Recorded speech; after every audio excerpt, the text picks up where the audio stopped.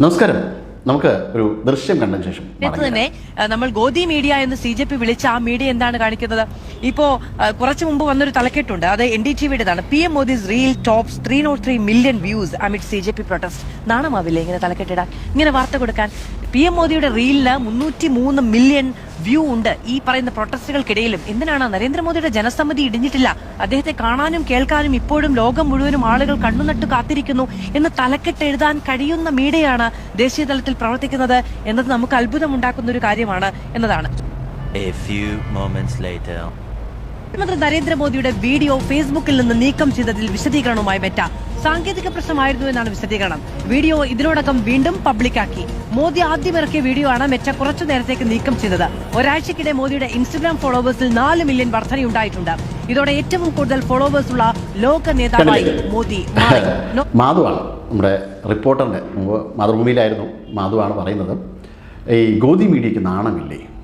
മോദിയുടെ ജനപ്രീതി ഇടിഞ്ഞിട്ടില്ല എന്ന് കാണിക്കാൻ വേണ്ടിയിട്ട് 3 മില്യൺ വ്യൂവേഴ്സ് ഇതിന് കിട്ടി, ഈ മോദിയുടെ വീഡിയോയ്ക്ക് കിട്ടി എന്ന് പറയാൻ വേണ്ടിയിട്ട് ഇവർക്ക് നാണമില്ലേ എന്നാണ് ചോദിക്കുന്നത്. അപ്പോൾ മോദി ഇപ്പോഴും ജനങ്ങളുടെ ശ്രദ്ധയിൽ തന്നെയുണ്ട്. CJP വന്നാലും ആര് വന്നാലും എന്നൊക്കെ കാണിക്കാനാണ് കേട്ടോ ഈ രീതിയിൽ പറയുന്നത്, വലിയ നാണക്കേടായിപ്പോയി എന്നൊക്കെയാണ്. മാധ്യമപ്രവർത്തക എന്ന നിലയിൽ ലജ്ജ തോന്നുന്നു എന്നാണ് മാധു പറയുന്നത്. മാധുവിൻ്റെ വികാരം നമുക്ക് അക്സെപ്റ്റ് ചെയ്യാം, കാരണം ഇങ്ങനെയൊന്നും പറയാത്ത ആളാണല്ലോ മാധു. അതായത് എങ്ങനെയാണോ ഒരു മാധ്യമപ്രവർത്തക, ഒരു മാതൃകയായിട്ടുള്ള മാധ്യമപ്രവർത്തക പെരുമാറുന്നത്, അതുപോലെയാണ് റിപ്പോർട്ടർ പെരുമാറുന്നത്. മരമുറിയൽ ചാനലിൻ്റെ അവതാരകയാണ് ഇപ്പോൾ. അപ്പോൾ ഈ മരമുറിക്കൽ കേസുമായി ബന്ധപ്പെട്ട് ന്യായീകരണങ്ങളൊന്നും നടത്താറില്ല, അവരുടെ മുതലാളിയെ ന്യായീകരിക്കുവാൻ പ്രത്യേകിച്ച് പരിപാടി നടത്താറില്ല, ഒന്നും ചെയ്യാറില്ല. പകരം മാധ്യമപ്രവർത്തകരുടെ അന്തസ്സും ആഭിജാത്യവും ഉയർത്തിപ്പിടിച്ചിട്ട് മാത്രമേ റിപ്പോർട്ടറിൽ പരിപാടികൾ വരാറുള്ളൂ. ആരുടെയും മരണമോ മറ്റു കാര്യങ്ങളോ ഒന്നും ആഘോഷിക്കാറില്ല.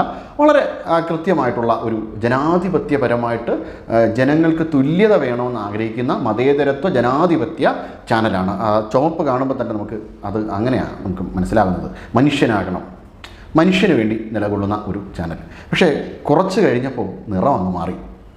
CJPക്ക് ഫോളോവേഴ്സ് കൂടി എന്ന് പറയാൻ വേണ്ടി 2 കോടിയിലധികം ഫോളോവേഴ്സാണ്. 2,10,00,000 ഫോളോവേഴ്സ്. BJPയേക്കാൾ കോൺഗ്രസിനേക്കാളൊക്കെ ഫോളോവേഴ്സ് CJP. ഇത് യുവാക്കളുടെ ശബ്ദമാണ്, യുവാക്കളുടെ ശബ്ദം എന്നൊക്കെ പറയാനായിട്ട് ഇതേ മാധു കുറച്ച് നേരത്തെ പറഞ്ഞ മാധുവാണോ ഇത് എന്നതിന് സംശയം തോന്നും.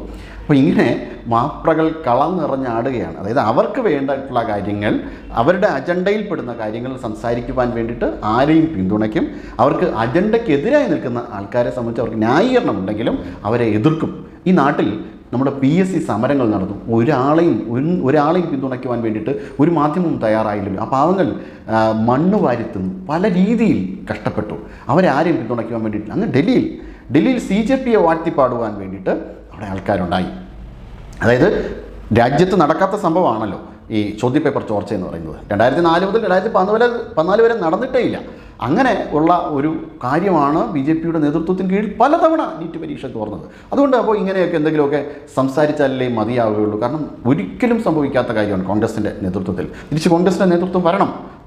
നരേന്ദ്രമോദിക്ക് പകരം നമ്മളെപ്പോഴും ഭാവി പ്രധാനമന്ത്രിയായി കണക്കാക്കുന്ന, ഇടയ്ക്കിടയ്ക്കൊക്കെ രാജ്യത്തിൽ നിന്ന് മുങ്ങുന്ന രാഹുൽ ഗാന്ധിയാണ് വരേണ്ടത്.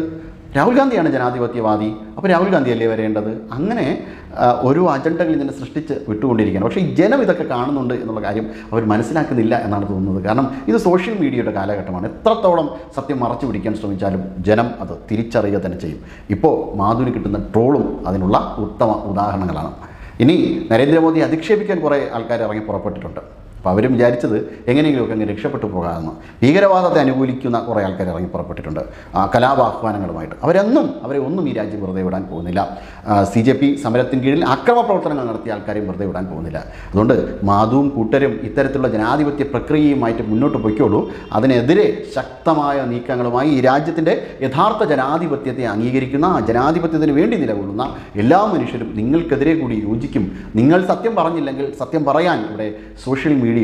നിങ്ങൾ അക്രമപ്രവർത്തനങ്ങൾ, CJP നടത്തുന്ന അക്രമപ്രവർത്തനങ്ങൾ കാണിച്ചില്ലെങ്കിലും വേണ്ടില്ല, കാണിച്ചില്ലെങ്കിൽ പോലും അതൊക്കെ കാണിക്കുവാൻ വേണ്ടിയിട്ട് ഇവിടെ ആൾക്കാരുണ്ട്. അതുകൊണ്ട് CJP എന്നല്ല ആരായാലും തന്നെ ഈ അക്രമപ്രവർത്തനം നടത്തിയതിനു ശേഷം രക്ഷപ്പെടാമെന്നൊന്നും ധാരണയൊന്നും വേണ്ട.